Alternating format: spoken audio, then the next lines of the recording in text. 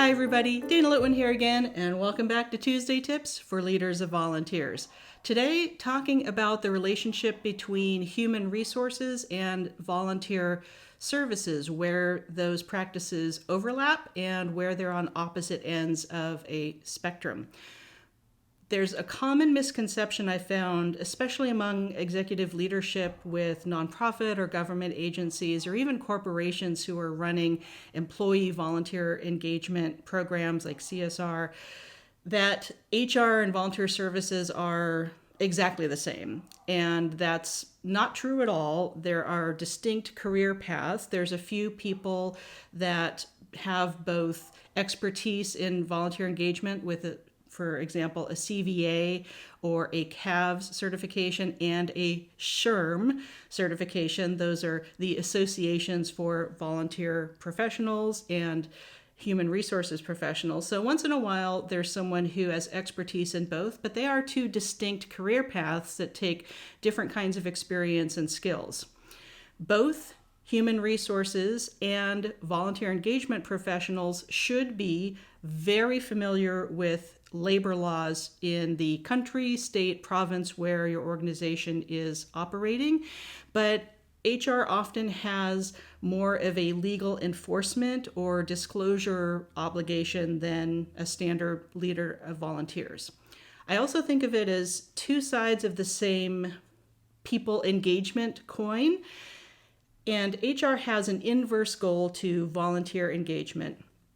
HR has perhaps dozens or hundreds of applicants for one job position, and they have to weed out or separate most people so that they just get one person, one candidate in the role. Volunteer engagement, as we know, is really the opposite of that. We want to design roles that as many people as possible can do either at the same time or rotating through the career life cycle of a volunteer in that position. So it's kind of like an hourglass inverse relationship there. Where it overlaps is engagement and motivating people to do good work, to support the agency, to be connected to the organization and the mission. So there are sometimes similar day-to-day administrative tasks like evaluations, course correcting, or accountability with personnel, clarifying roles and responsibilities, things like that. But it's important to keep in mind that, and I've said this before in other Tuesday tips and videos, that volunteer isn't a job title by itself. It's a pay grade description. And the motivation for someone working for pay as an employee is quite different than what motivates volunteers. And there's a lot of research about that, and I'll put some more resources in the video description below.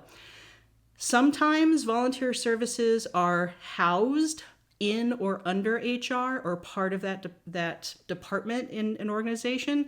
Sometimes they're hopefully their own independent department, and the director of volunteer services ideally has a seat next to the director of HR at an organization, but that's less and less common. I want it to be more common and advocate for the professionalism of leaders of volunteers.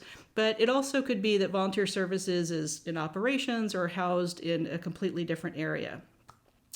There are professional associations and certifications for each of these career paths. There's CVAs, Certified in Volunteer Administration, from the Council for Certification in Volunteer Administration, or CCVA.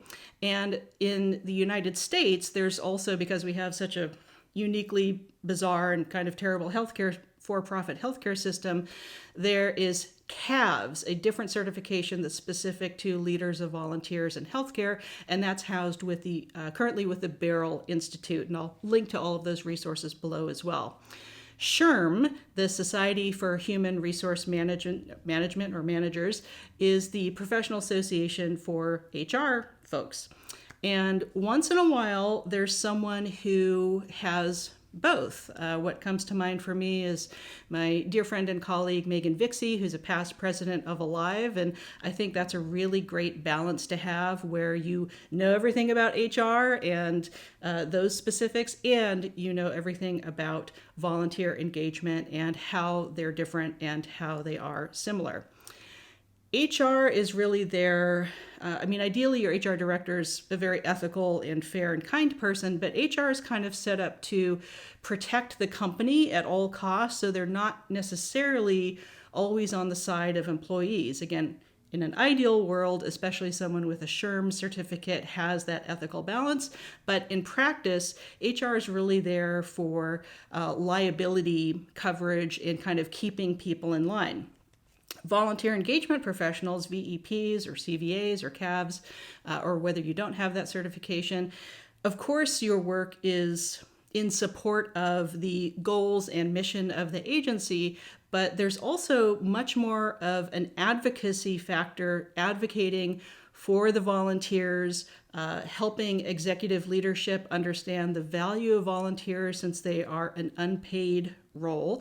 Sometimes that's a really big disconnect. And research by the Institute for Strategic Volunteer Engagement, sponsored by the National Alliance of Volunteer Engagement and the Duguid Institute, has shown that there's really a disconnect between executive leadership understanding the value of volunteers and also funders understanding and resourcing volunteer services and what kind of data you need to have those conversations and make that case. That'll also be in the links for extra resources below.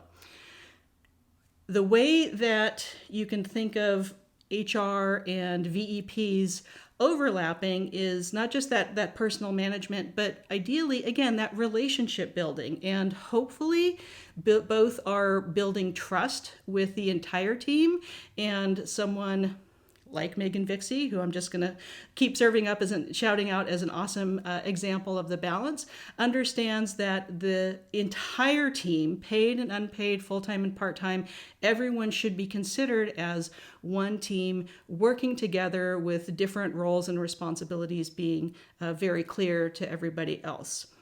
So I hope you enjoy this week's Tuesday tips about HR and volunteer services and the differences and the overlaps and the way they are opposite.